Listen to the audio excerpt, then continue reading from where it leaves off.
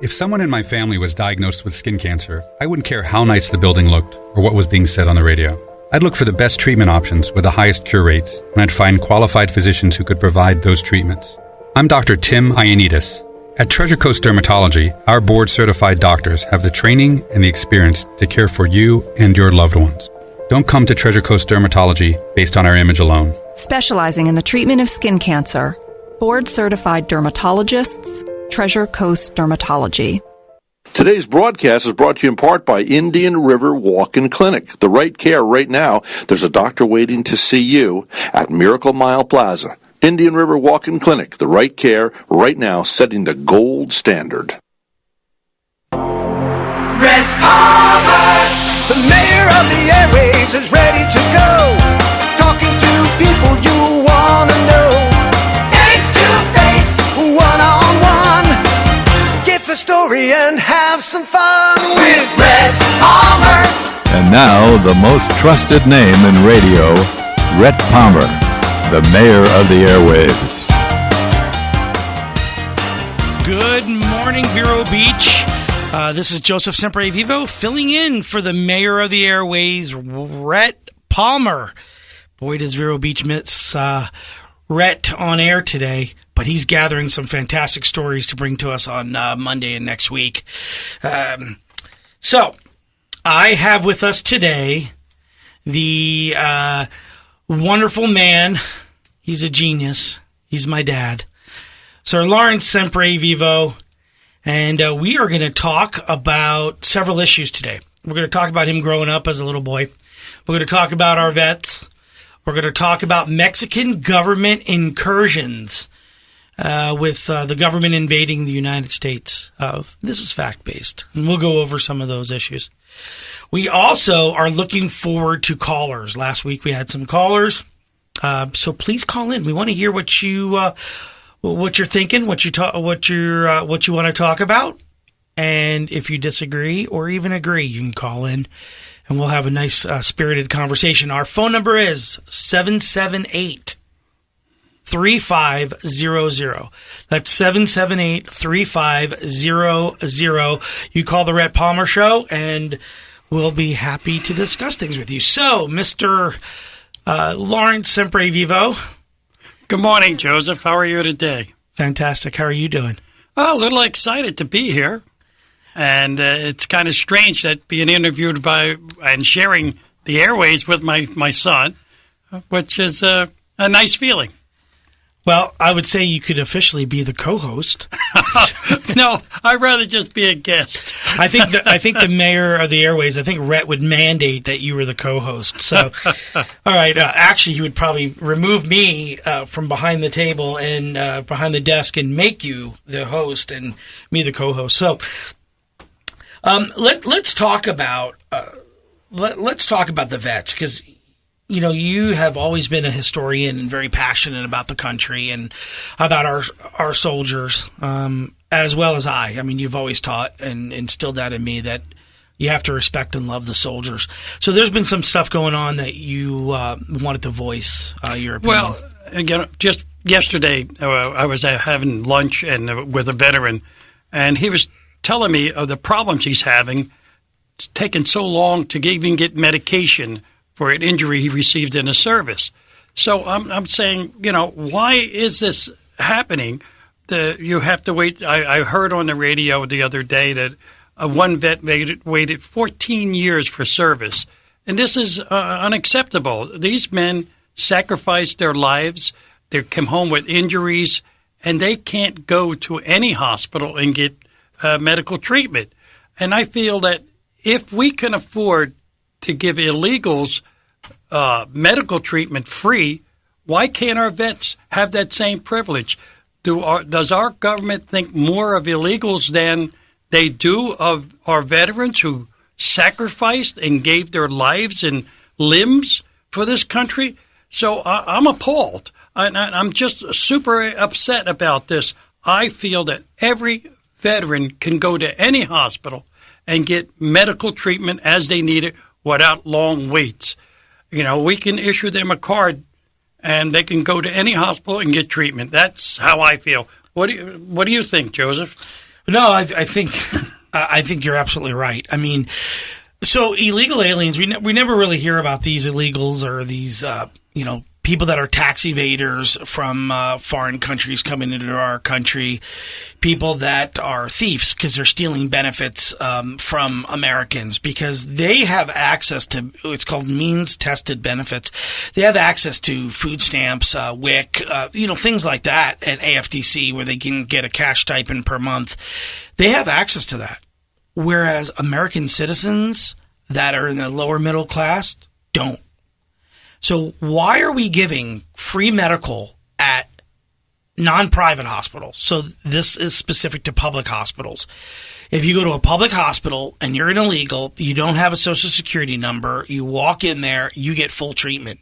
You're having a heart attack, you get open heart surgery at the cost of the taxpayers. So all of us work harder to pay for that illegal alien getting medical service. When a middle-class person goes in there that has a social security number, there's a writ issued from the court systems, and they have to make weekly payments or monthly payments to pay back that hospital. So what would the cost be for the hospital if we weren't serving millions of illegal aliens? Our costs would plummet at the hospitals, and we would be able to free up the hospitals to take care of our vets. And that's what's really critical here. They have their ID. My father-in-law was in the Marine Corps for 21 years, and he was a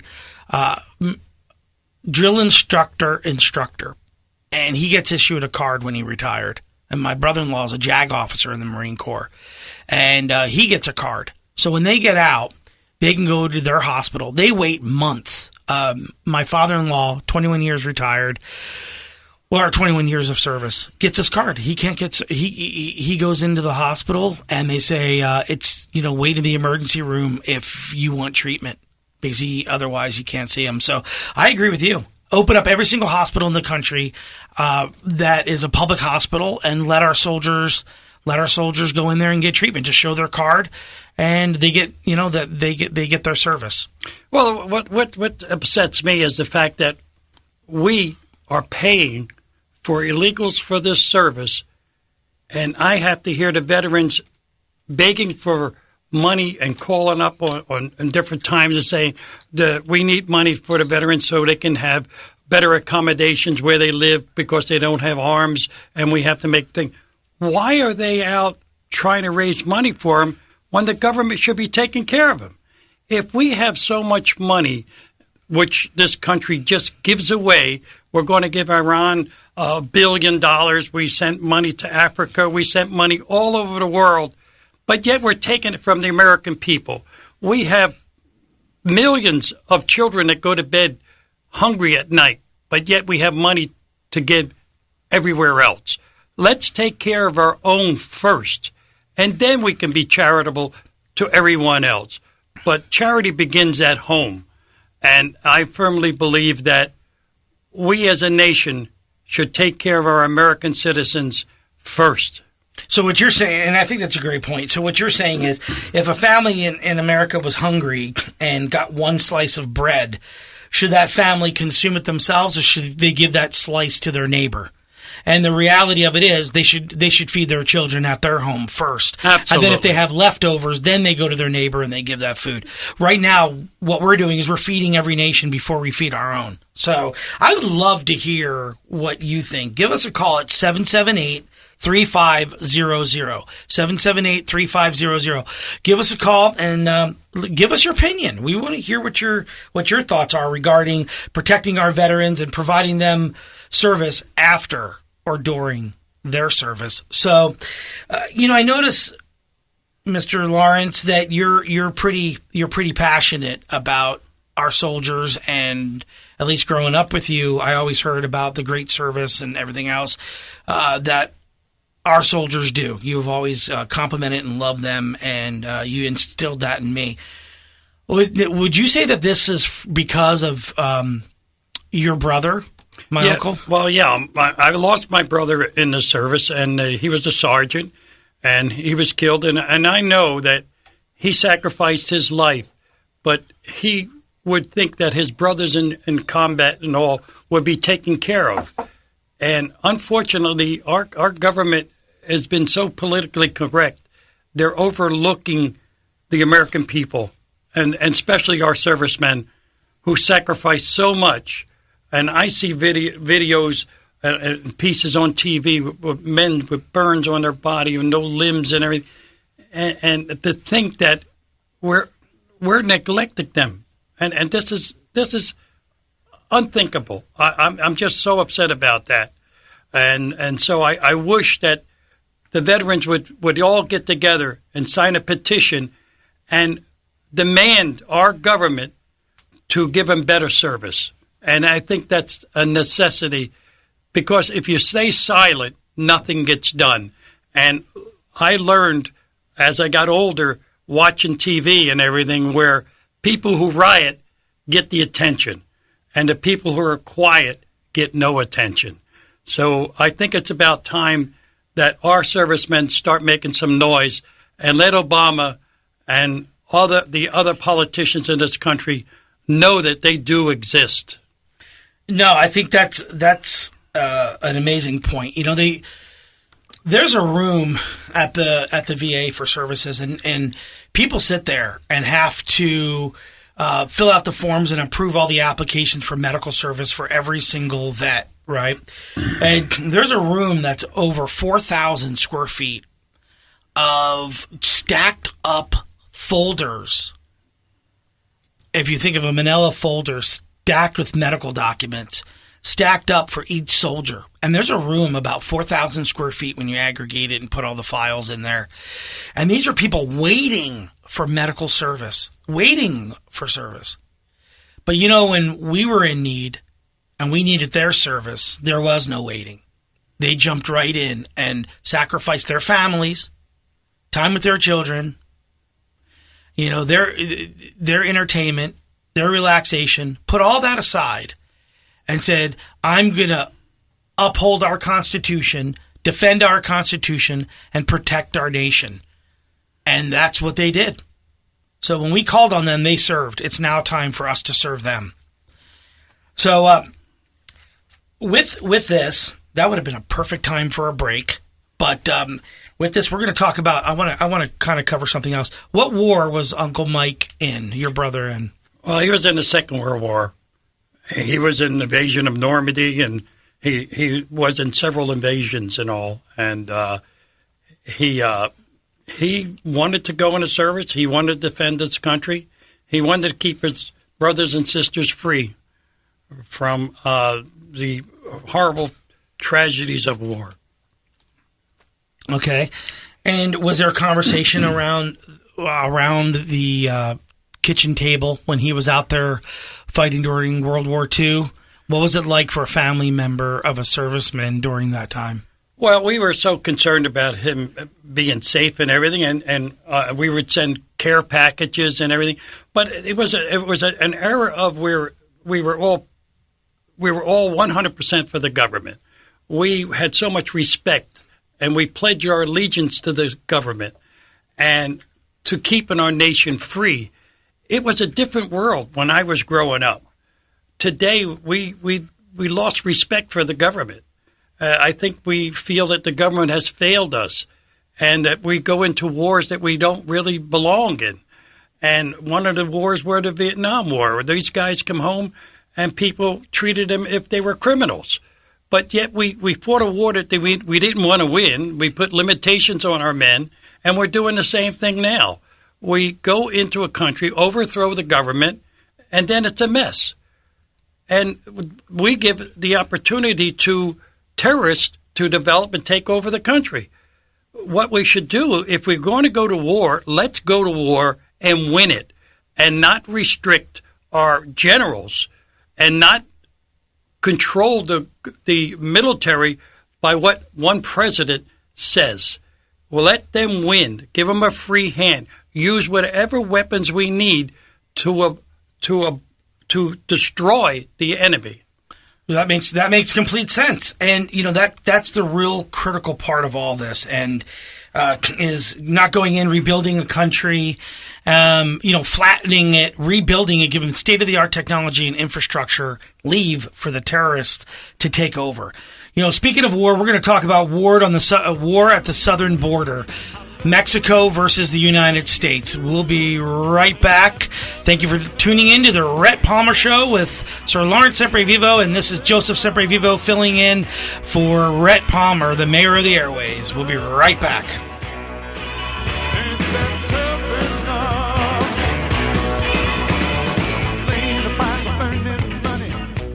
If someone in my family was diagnosed with skin cancer, I wouldn't care how nice the building looked or what was being said on the radio. I'd look for the best treatment options with the highest cure rates, and I'd find qualified physicians who could provide those treatments. I'm Dr. Tim Ioannidis. At Treasure Coast Dermatology, our board-certified doctors have the training and the experience to care for you and your loved ones. Don't come to Treasure Coast Dermatology based on our image alone. Specializing in the treatment of skin cancer. Board-certified dermatologists, Treasure Coast Dermatology. Here's a look at your cultural calendar. The public is invited to join the Cultural Council of Indian River County and its Cultural Arts Village leadership team for a design workshop Saturday, September 12th from 9:30 a.m. to 3 p.m. at the Heritage Center. Then join the design team once again Friday, September 18th at 6 p.m. at the Heritage Center as they present a work in progress. Find out more by visiting the website VeroBeachCulturalArtsVillage.com. And the Humane Society of Vero Beach and Indian River County's two thrift shops in Vero Beach and Sebastian will be holding their Flavors of Fall promotion Monday, September 14th from 9 a.m. till 3 p.m., debuting a wide selection of fall clothing and accessories, Halloween costumes, and autumn-themed housewares and collectibles. For more information, contact the Humane Society. This cultural calendar is brought to you by the Cultural Council of Indian River County. For information on these events and many others, visit online at cultural-council.org. Do you like Cajun food? Well, Cajun Cove is opening soon at 89 Royal Palm Point. Authentic Louisiana cuisine. Jambalaya, etouffee, po' boy, Cajun fried chicken, Cajun catfish. Breakfast, lunch, dinner, VIP drinks. You're going to love this place. Opening soon. It's not open yet, but opening soon. Authentic Louisiana cuisine. Cajun Cove, 89 Royal Palm Point, right next to the offices of Vero's Voice. Ooh, I can hardly wait. Today's broadcast is brought to you in part by Indian River Walk-In Clinic. The right care right now. There's a doctor waiting to see you at Miracle Mile Plaza. Indian River Walk-In Clinic. The right care right now, setting the gold standard. Rhett Palmer. Good morning, Vero Beach. I am Joseph Semprevivo, filling in for the mayor of the airways, Rhett Palmer, who's out there collecting some fantastic stories for the next week's shows, bringing in some great interviews and having some fantastic shows. We have Tim, our amazing engineer that makes the show happen every single day. And we have a guest, a special guest, a very special guest. We have Sir Lawrence Semprevivo. That's right, he's my dad and my mentor. And we're here talking about politics today, or right now, actually. We're going to talk about the war on the border. But before we do that, there's an interesting Supreme Court case that is called Evenwell versus Abbott from Attorney General Greg Abbott, who is now the governor of Texas. And this case is an interesting one because it really ultimately is going to deal with California and the direction in which California is going with illegal aliens. So California right now does not have a distinction between illegal and legal. They don't really have a clear view of one or the other, which means ultimately that illegals will have a right to vote in the state of California. This is going to be a critical decision from our Supreme Court because it's important to have a distinction between a U.S. citizen and a non-citizen. And this case will create measures and make it easier to deport unauthorized immigrants. Because right now in California, we've all heard on the news, safe haven cities. In California, they have safe haven cities. They know somebody's an illegal. They don't detain them, and they do not export them back to their home country. They let them stay here. We got to look at this and say, and I'm going to go on a little bit more about this case, but we have to look at one thing, and one thing critical. People aren't just coming here to better their life. They're not just crossing that border to get a job. That's how we paint this canvas. All illegals are hardworking people coming across the border. And that is a false argument. That is a false narrative. That is a false answer. We're fooling ourselves. We have tax evaders. All of them are tax evaders. They are not paying the Internal Revenue Service income taxes because they're getting paid under the table. Number one, that's number two. Now, number two, there's drug dealers. We call them narco-terrorists. They're coming over with heroin. They're coming over with cocaine, methamphetamines, and they're getting our youth high. We have criminals that are gang members, MS-13. 60,000 MS-13 gang members in the United States now that came in from, guess where? Mexico, through the Mexican border. 60,000. That's not enough drug dealers or gang members. If they united, they could overthrow large cities like Chicago, Philadelphia. They could overthrow them. That's a major issue. And then, of course, we have ISIS, Al-Qaeda, and all the Muslim terrorist groups that are anti-Christian, anti-Jewish, coming over from the borders. You aggregate these, it's all of them. You add it all together, it's all of them. They're coming over, they're leeching off of our society. And this court case, the Supreme Court case, is Evenwell versus Abbott, is going to be critical, because what it's going to do, I'm going to tell you what's happening right now in California, then I'm going to get Sir Lawrence's view on this. In California, being that they don't distinguish between an illegal or a citizen and a non-citizen, what that enables them to do is relocate these individuals to certain communities in California. And then the legislature gets to redistrict those areas based on demographical or based on the demography of that county. So then that skews the political right, that skews it to the left by making that district, that county, socialist or Democrat controlled. So that's very deadly, because if you think about this, you could alter politics forever in the United States if you bring a certain population in to a certain market and change it. If you bring in a whole bunch of fascists or a whole bunch of Nazis to a community and then you skew it so far to the right and now you redistrict and you put that type of person in the House, in the Senate, at the state level, at the federal level, and you keep on doing that, guess what? You don't have a Constitution anymore. You don't have a Declaration of Independence anymore. And you don't have America anymore, because they don't agree with our founding fathers and our founding principles. And that's what's happening right now in California. That's what's happening in Illinois. That's what's happening in New York. They're bringing individuals into these states that they're giving certain rights to because they don't recognize that they're a non-citizen. And this case, Evenwell versus Abbott, is going to be critical. It could force state officials to create a firm distinction between citizens and non-citizens. And it's going to hold the total district population constant rather than varying the number of eligible or voter registrations. So that's what I was saying earlier, making it more simple.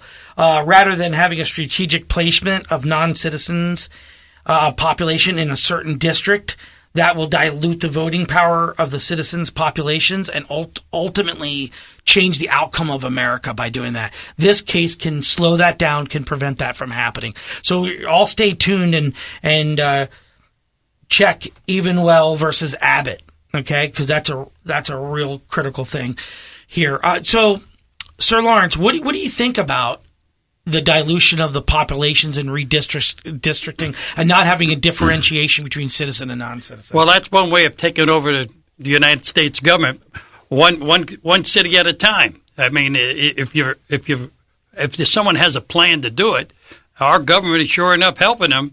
I remember growing up, my dad came to this country when he was 9 years old, and I'm all for people coming to this country and for the American dream. And the immigrants that came to this country 80, 90 years ago were really looking for the good life. And sure enough, my dad came, but before he can come into this country, he had to go get in an examination. He had a background check. He had to have a sponsor in this country. So this way he was no burden on the country or the taxpayers here. If we went back to the rules of what immigration was supposed to be and the way it was set up, we wouldn't have all these illegals here because they would have to be sponsored. They'd have to come in legally. But we have become so lax and non-protective of the American people. When people come in this country and they're criminals and they shoot and kill an unarmed woman walking down the street, I'm saying we're out of control. And I honestly think if we should go back to the way it was supposed to be. Absolutely. Okay, so in the next, after the break, we're going to be talking about invasion from Mexico into the United States. This is Joseph Semprevivo filling in for the mayor of the airwaves, Rhett Palmer. See you back in a couple of minutes. Stay.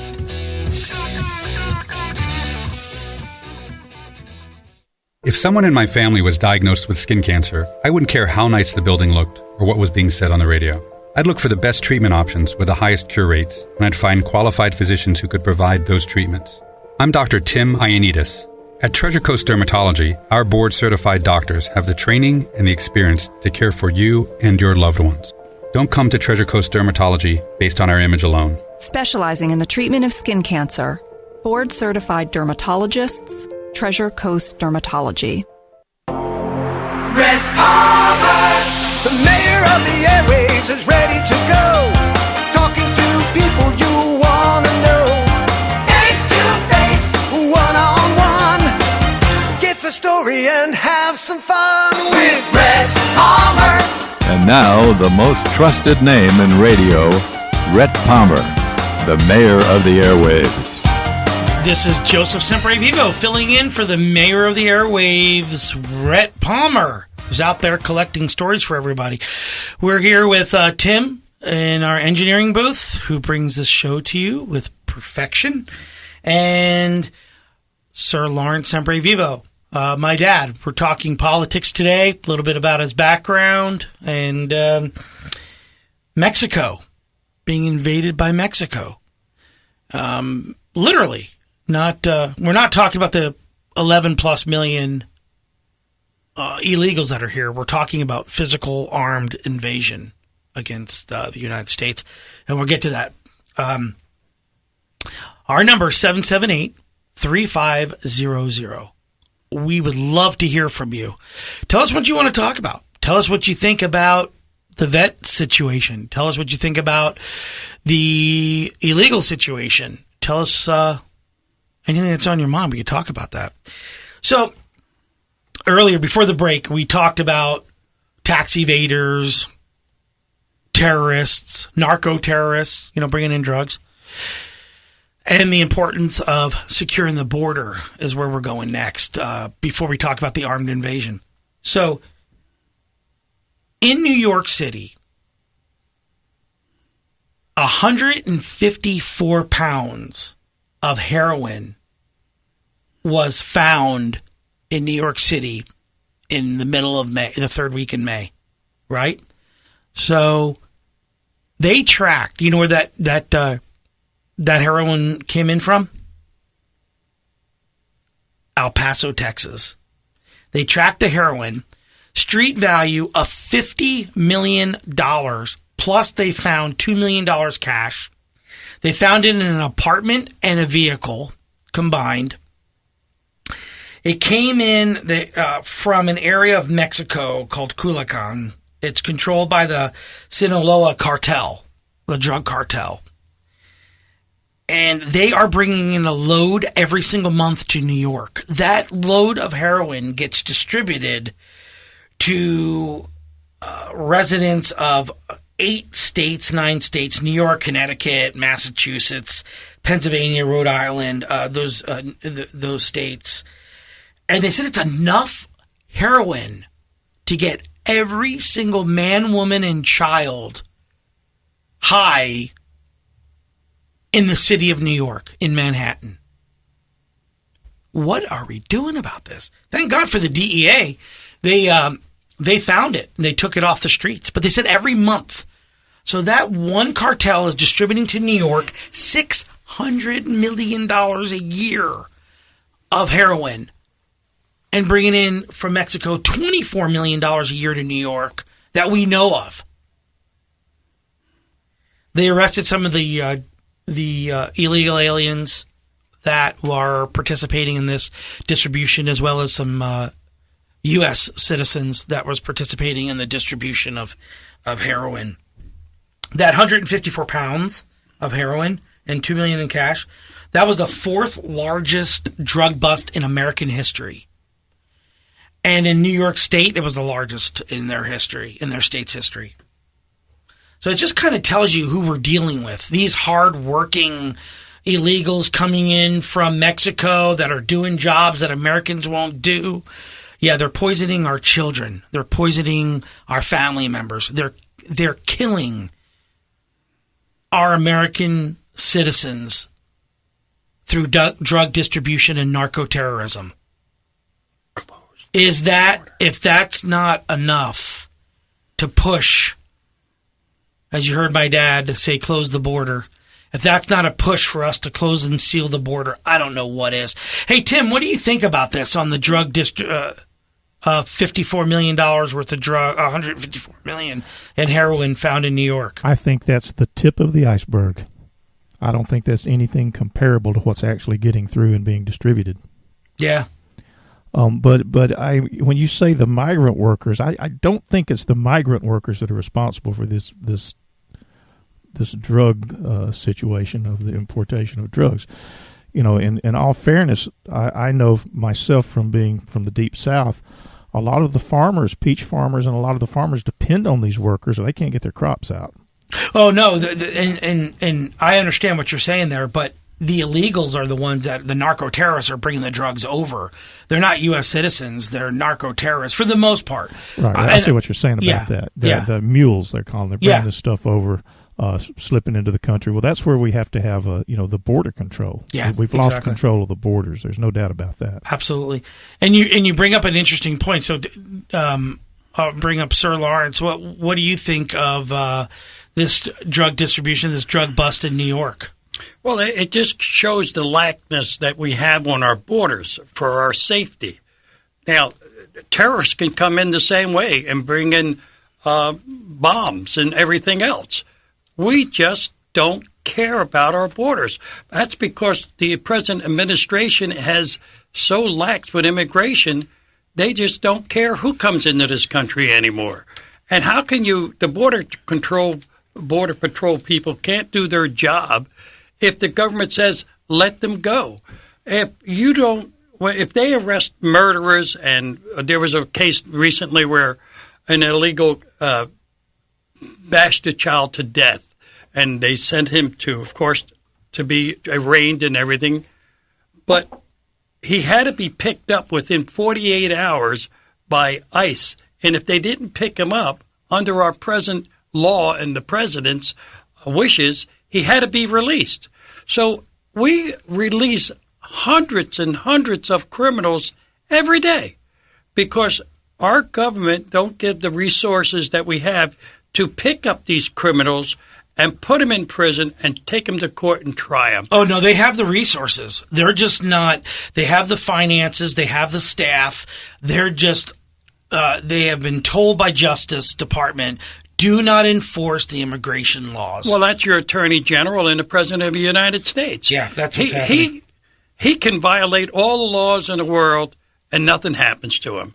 You take a woman who in Kentucky who defied the law because of her religious beliefs, they put her in jail.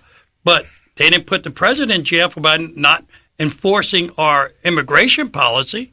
How can a president of the United States set an example of obeying the law?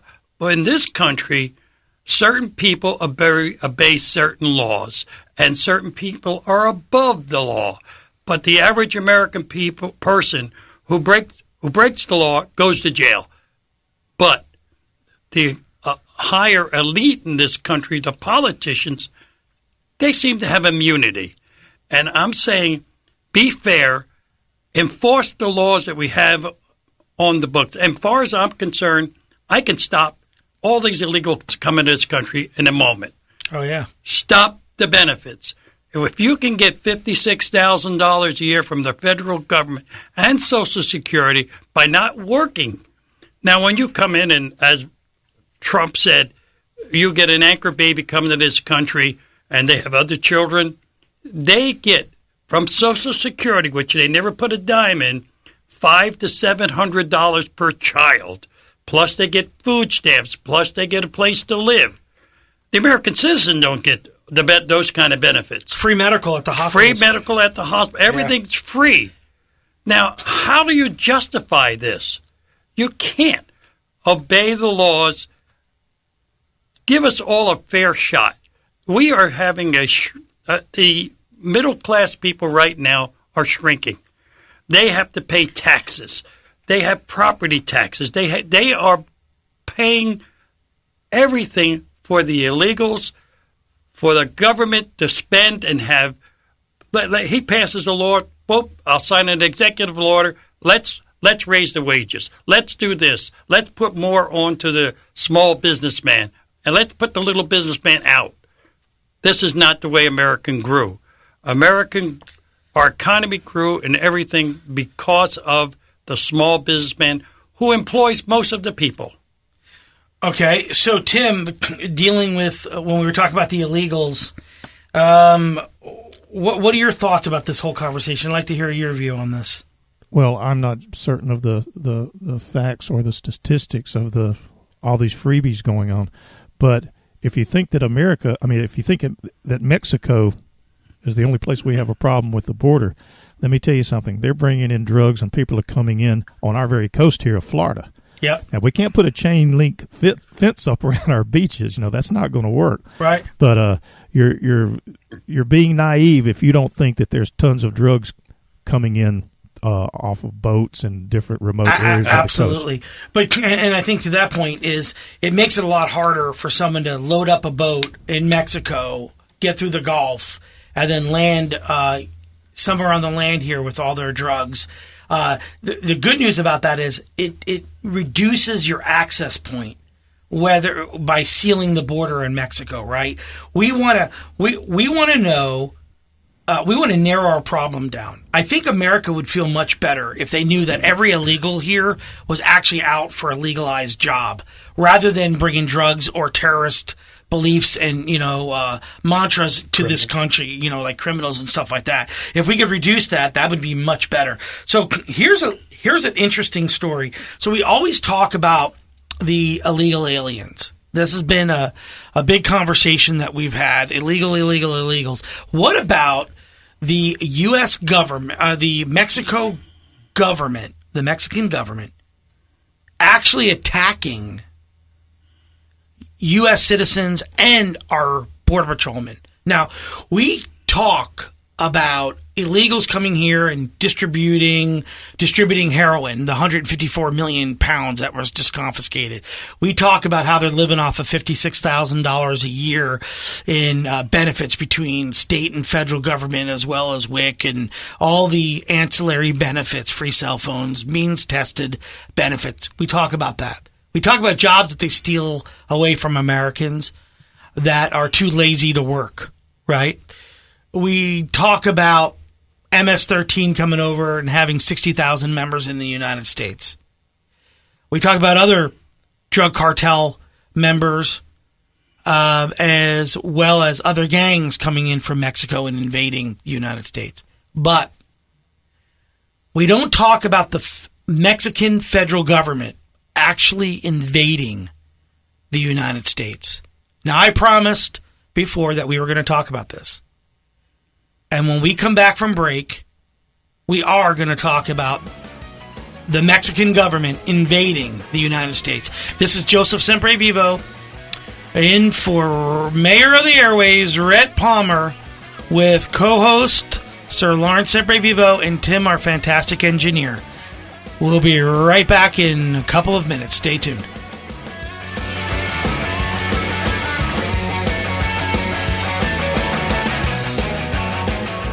Hello, this is Cinda Norris, the in-house interior designer from Regal Paint and Design Center, where the customer is king and color is everything. The new Benjamin Moore dealer in Vero Beach. Spring is happening and designer wallpaper is trending strong this year. We have a fantastic collection of designer wallpaper for you to choose from. Along with paint color selection for your home, we also can assist you with a full spectrum of interior design services. Swing on by to see us and discover your new Benjamin Moore paint color palette. Call us at 772-257-7366.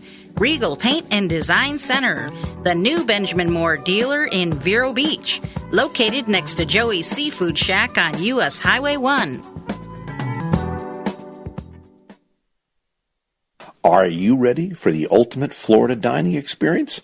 Mr. Manatee's Casual Grill has a brand new menu, plenty of fresh fish options. Fresh Atlantic salmon, cracked conch, mahi-mahi, their famous black grouper, prepared your way, grilled, blackened, or fried. Choose from 6 delicious sauce options.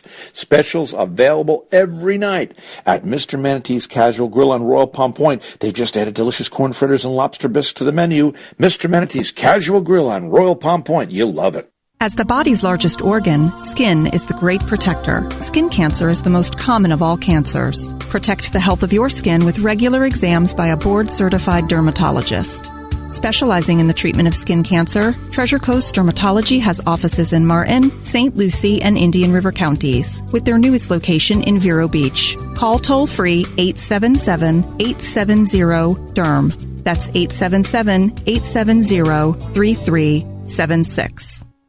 Today's broadcast being brought to you by Route 60 Hyundai. You'll get a great deal at Route 60 Hyundai before and after the sale.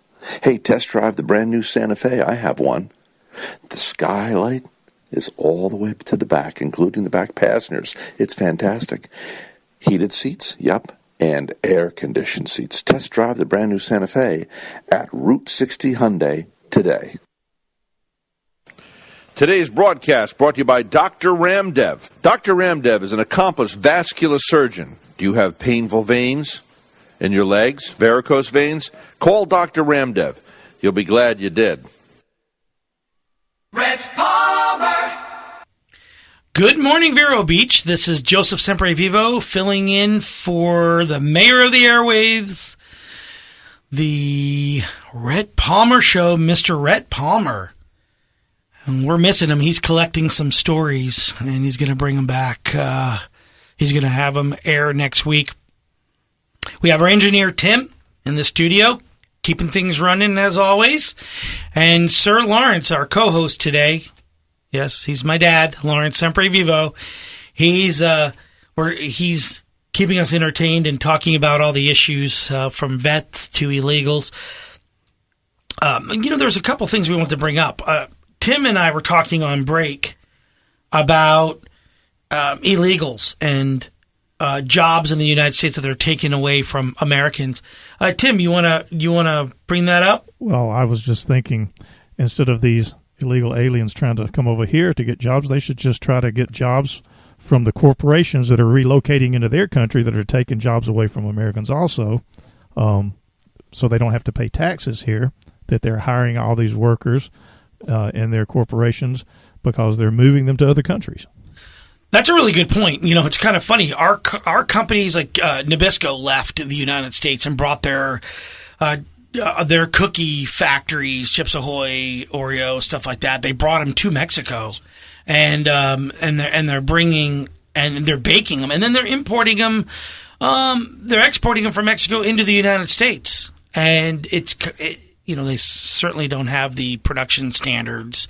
Mexico does not have the production standards of the United States. I wanted to go a little more in depth with, not too much, but when we're talking illegal aliens coming in from Mexico, I'm not saying 100% of those are from Mexico.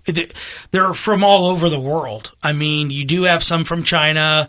You do have, South America, Central America, as well as Mexico, as well as Middle East.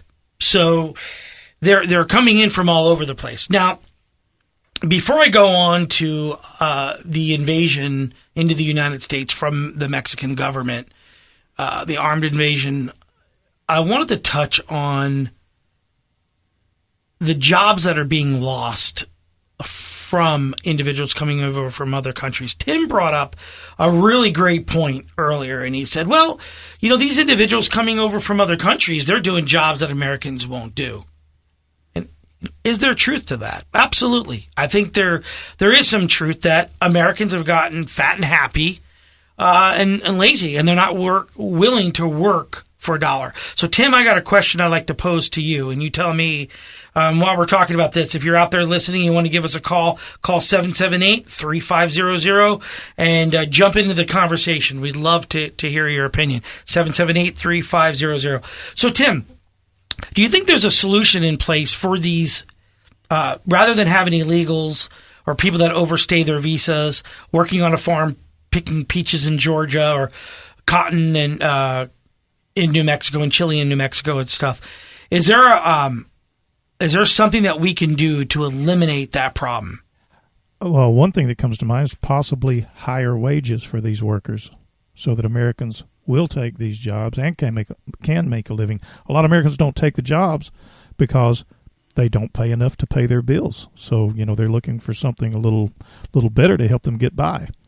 Now, these illegals I'm not saying all the migrant workers are illegals, but they will work for less money because $1 to them is worth a lot more than $1 to a lot of Americans. So you're saying, being that they're illegal, some employers are going to be taking advantage of them and paying way below the wages. If they were legal, then they would most likely get a legal wage at least minimum wage. Correct. And Americans would be more likely to work these jobs because they're getting paid decently. So what do you think about this? Let me propose something to you and hear your take on it. If we went to all the welfare recipients, we have 50 million, say, on food stamps, right? We have 90 million that are, we have 33 million that are actually unemployed. They quit looking for jobs. If we went out there and said, say the government came out and said, you do it like Bill Clinton did, and say, if you want unemployment, if you want welfare benefits, and you're willing and you're able to work, then you go on that farm and you pick. We're still going to pay you benefits. You still get your bennies. You still get to live in a HUD home. You still get your cable, your utilities. You still get your free phone. You still get all these things. But you can work on the farms, work in the jobs that Americans normally don't want to do, and we'll give you all the benefits, plus you get to keep the pay. Would you support something like that? I would be more willing to support something like that, and I think some people would do that. But also there's going to be a lot of people who will not do that because they've gotten lazy and they don't have to worry about it. So. Yeah.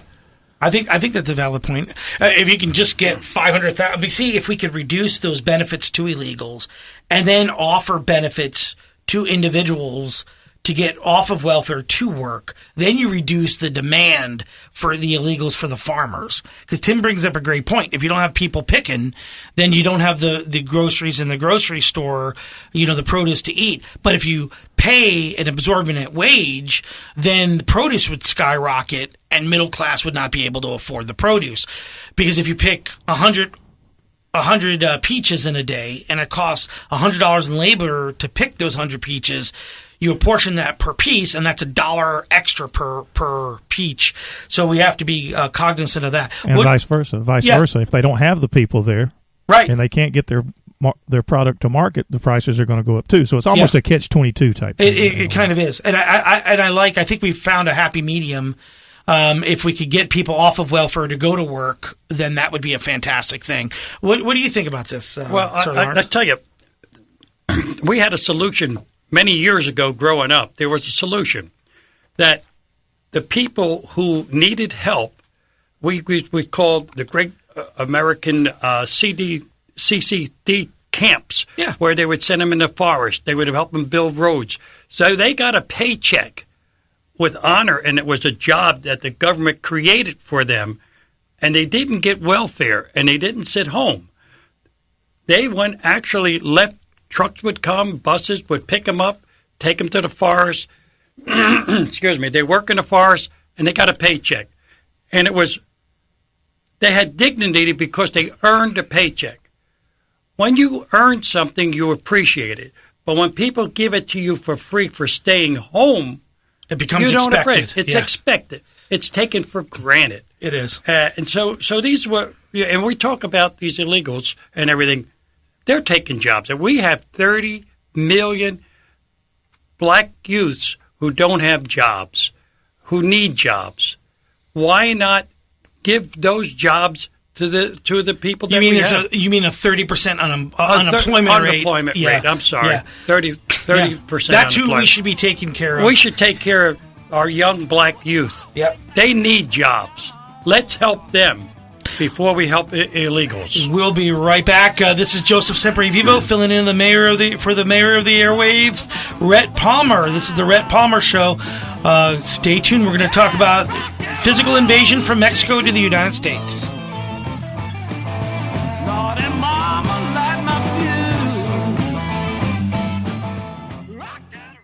Today's broadcast being brought to you by Route 60 Hyundai. Get a great deal before and after the sale at Route 60 Hyundai.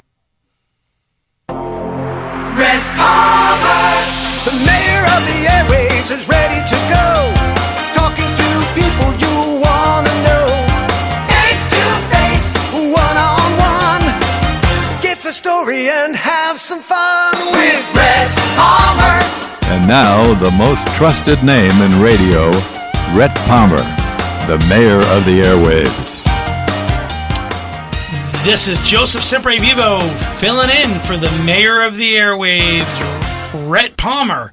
He's collecting stories to bring to us next week, and I'm filling in for him today.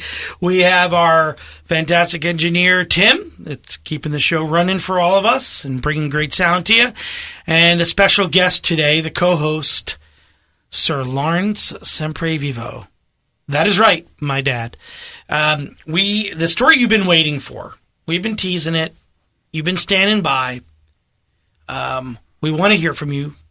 So when we bring up this issue, you can call in. Or any other issue you want to bring up. 778-3500. 778-3500. The Rhett Palmer Show. Call in. Say, hey, Joseph, this is what I'm thinking. This is how I feel about this. Whether it's illegals or the economy or whatever you want. We don't care if your views are liberal, conservative, socialist, fascist.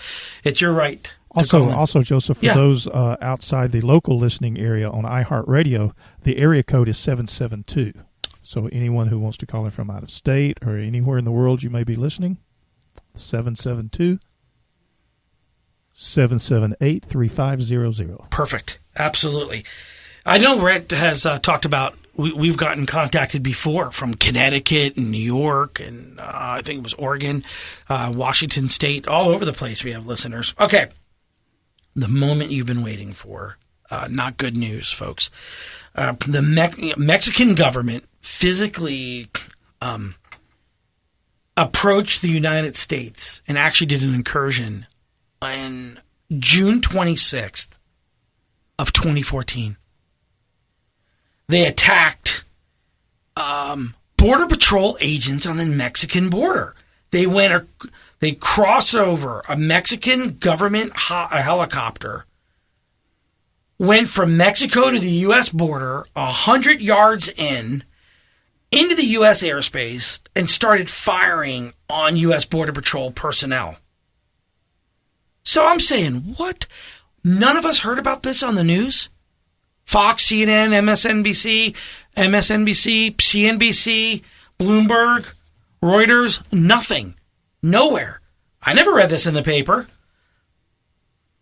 So, Mexican government helicopters shoot at 4 U.S. Border Patrol personnel.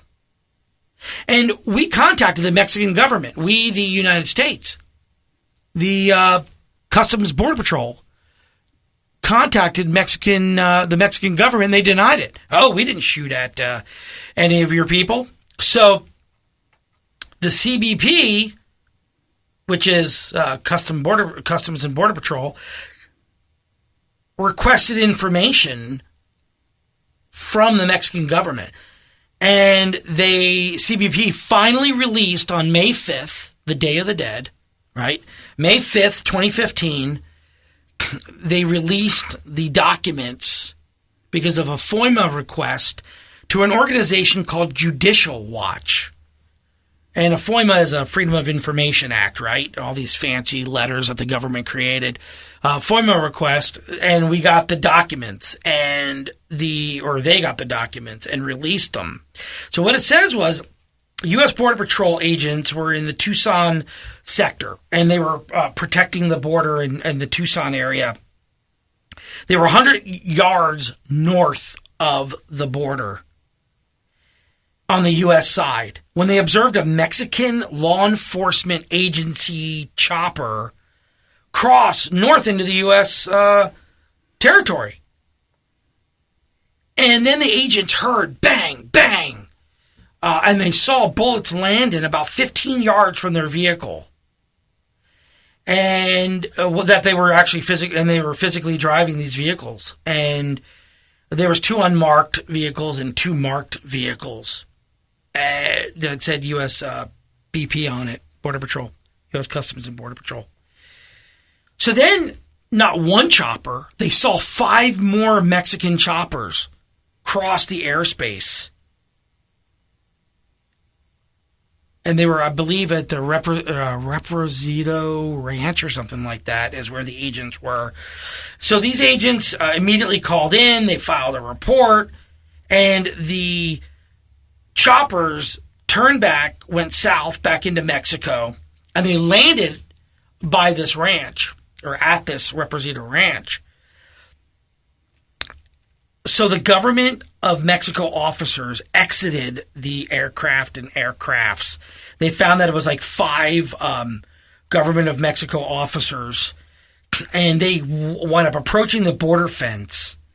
So there's actually a physical fence there, right? They approached the border fence and apologized to the Border Patrolmen for shooting at them in a marked Border Patrol agency vehicles, right? So we contacted, the U.S. contacted Zeron, Tomas Zeron. He's the director of the Mexican, the Mexican Attorney General's office. And he said, hey, look, we never shot at you guys. We were shooting at criminals. And they shot at us, and we never shot at any Border Patrol agents. So he absolutely denied it. Now, the interesting thing, this has taken place like a Bush and Obama administration. Both, there's been incursions. There's been attacks on U.S. people under both administration. Now, it's accelerated in the recent years. But Department of Homeland Security revealed that there's been 200, check this out, Tim, 226 incursions, not by illegal aliens, but by Mexican government officials, Mexican government personnel. 226 times they have, between 1996 and 2005. And in 2007 alone, there was 25 incursions where gunshots were done in certain situations against our people, against our U.S. Customs and Border Patrol agents. There has been a total of 300 documented incursions since 2004. And of those 300 documented incidents, 152 of them, so there was 300 total incursions, 152 were involving armed subjects, armed Mexican government officials that attacked, whether verbally or physically, against our U.S. Customs agents. And of those 152, 322 armed subjects, physically armed subjects, that we encountered that were Mexican government law enforcement or even military entities. And of those 320, there was like 81 armed encounters. A total of 131 subjects were detained. These were all unauthorized in the unauthorized incursions. So what this means is our border is insecure. And not just the people crossing over taking jobs, they're potentially taking lives. They're shooting at our people. America is placed at risk by the Obama administration now. The lawless open borders policy is just not working, and we're telling our customs agents, hey, look, don't arrest ISIS, don't arrest the Islamic terrorist threats. Just ignore those. Ignore the drug cartels and ignore the illegal aliens. That's ultimately what we're saying by having the borders open and being attacked. So what do you think of this? First of all, call us at 778-3500. Tell us if you've heard about any of these armed incursions against our Border Patrol agents, and tell us what your thoughts are. Also, Sir Lawrence, what do you think about this? Well, I think one thing is that where's the media? If it was a civil rights thing, it would be blasted all over the news. But here we are being invaded and shot at, our American citizens. As far as I'm concerned, it's an act of war, for God's sake. And no media coverage, nothing. We want to keep the American people in the dark. We don't want them to know what's going on. The Obama administration, far as they're concerned, the American people are dumb. And they won't do anything because they never voice their opinion. They just sit back and let things go. And a little at a time, our civil rights get eroded. We have less and less rights today than we had last year and the year before. The country, you can't even think or say whatever you feel in your heart. You have to be silent because you're not politically correct. We're too worried about being correct and hurting someone else's feelings. We got to start thinking about ourselves. We got to think about defending our liberty. American people have to unite and say enough is enough. Let's just live like human beings and start putting one race against another race. When I was a young man living in South Philadelphia, my next door neighbor was black. We were living in a predominantly Italian neighborhood. Then we lived, there was a Jewish neighborhood, an Irish neighborhood, and we all got along. We didn't know there was a difference. We judged a person by not the color of their skin, but what kind of person they were. Were they a good worker? Did they support their family? That's how we judge. But today we put one race against another race. We preach hate instead of love.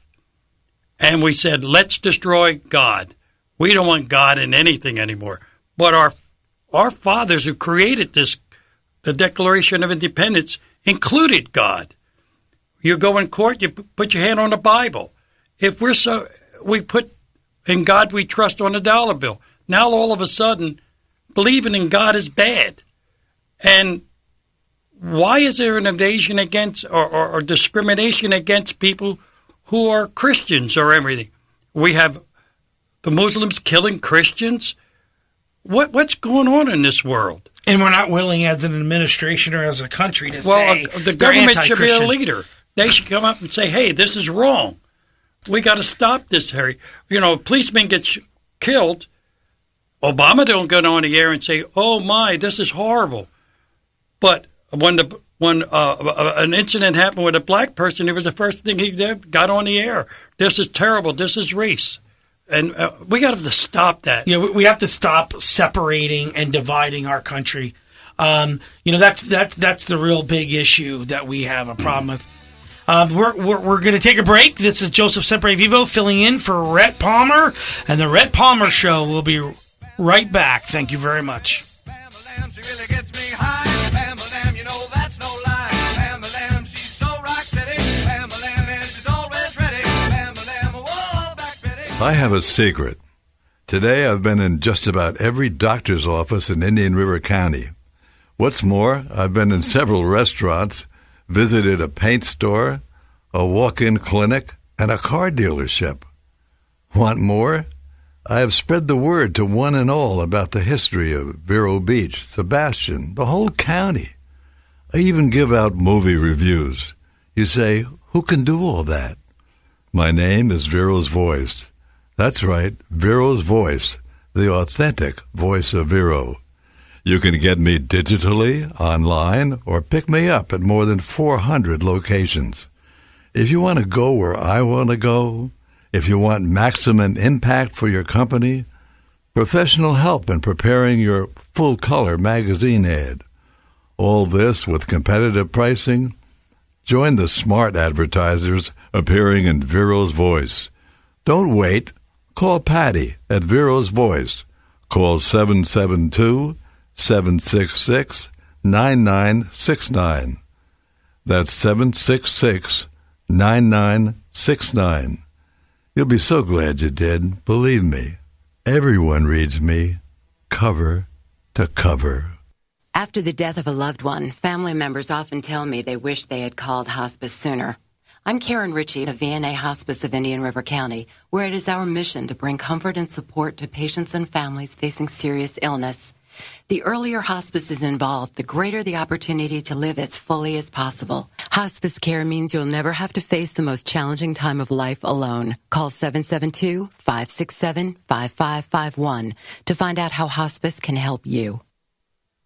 Today's broadcast is brought to you in part by Center for Advanced Eye Care. 5 eye doctors that genuinely care about your eye care. Dr. Brannigan, Dr. Kadadaday, Dr. Schnell, Dr. Katz, and Dr. Mallon. Center for Advanced Eye Care.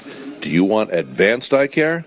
I do, and I want the best for you too. Center for Advanced Eye Care.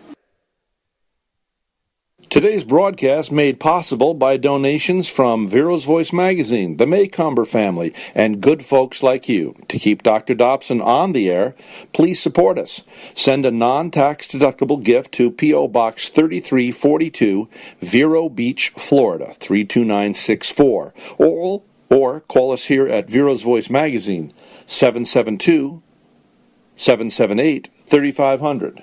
772-778-3500. Rhett Palmer. Great morning to you, Vero Beach. This is Joseph Semprevivo. I'm filling in for Rhett Palmer, the mayor of the airwaves. He's collecting stories for us to bring us to him next week. With us, we have Tim, our engineer, who's keeping the show running for us, bringing great sound to you, and Sir Lawrence Semprevivo, my dad. And we're talking politics today. We're talking about the Mexican government invading the United States on 226 separate times, physically shooting at our Border Patrol agents, but on U.S. soil, crossing over 100 yards into the United States and shooting at our customs agents in their custom agent vehicles. Call us at 778-3500. Give us your opinion, soundbite, your comment, and or a miniature debate. It's up to you. Give us a call at 778-3500. If you're calling, if you're listening out of town on iHeartRadio, you can call us at 772-778-3500. So, I got to get Tim's opinion on this. 226 incursions by Mexican government 25 incursions alone in 2007. Have you heard any of this on the news anywhere? I haven't really heard that much about it, and it especially the one with the helicopters coming over within 200 yards over our border and actually firing rounds.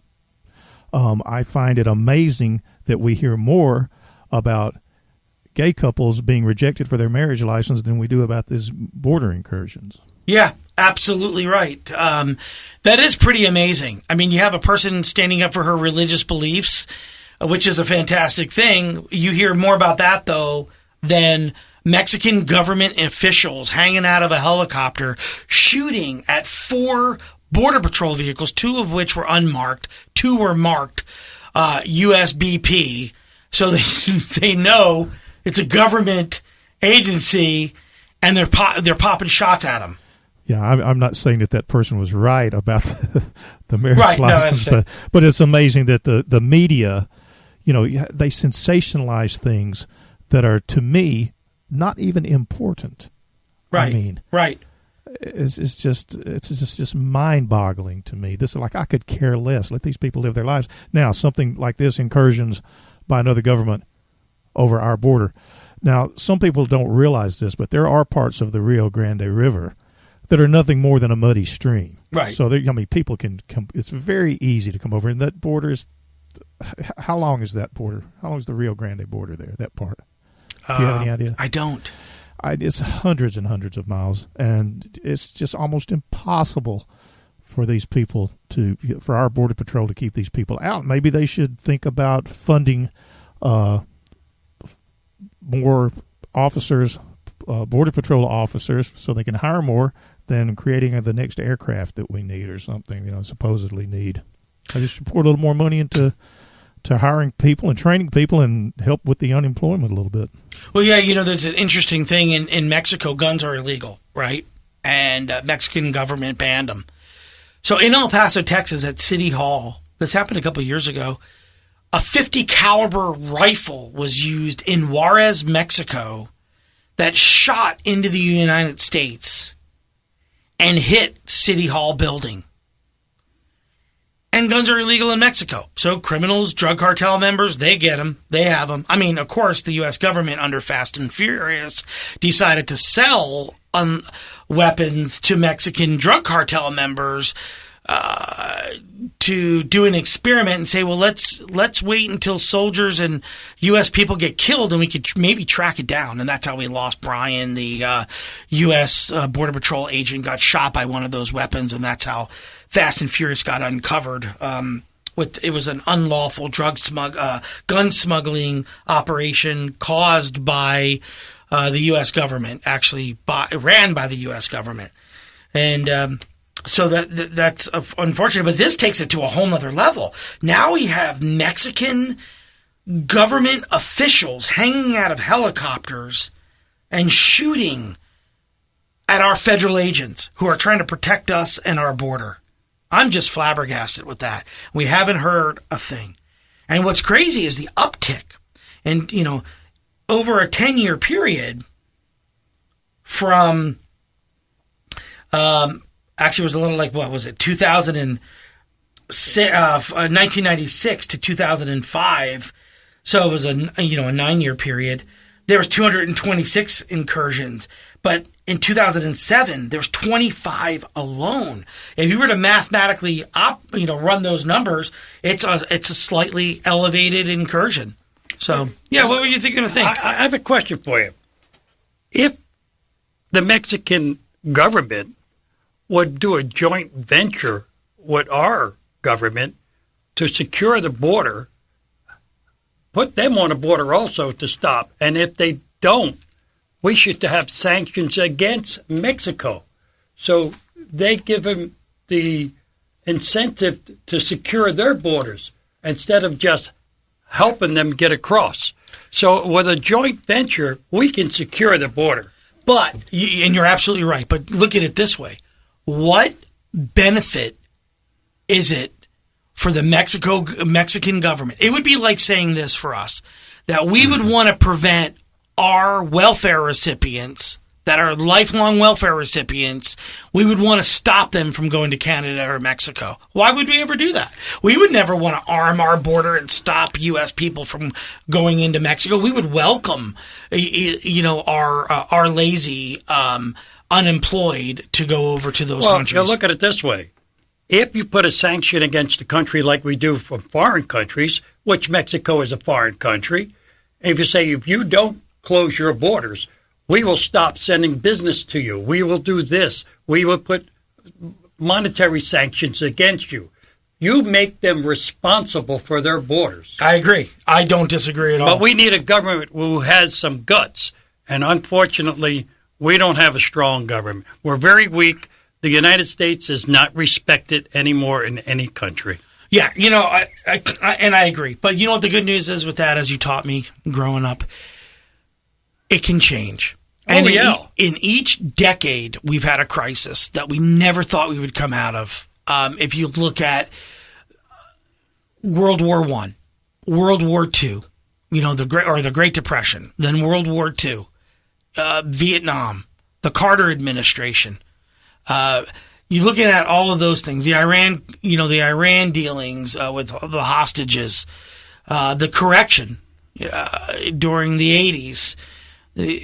Reagan pulled us out of that. So if you look at each decade, there's always been something that's really horrible. The housing crisis, whatever.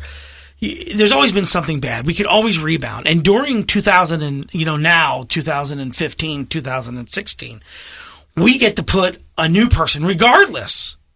It's going to be a new candidate in the White House, a new president for our country, which is a new chapter for our country, a new decade for our country. So we could really pull this off. If we stay engaged, if we stay active, we hold these candidates accountable, then we can turn our country around. And that's the critical point. I looked at just a simple story, because we're going to be wrapping up in the next couple of minutes. A simple story. You have this lady in Kentucky that's fighting for her First Amendment, her freedom of speech.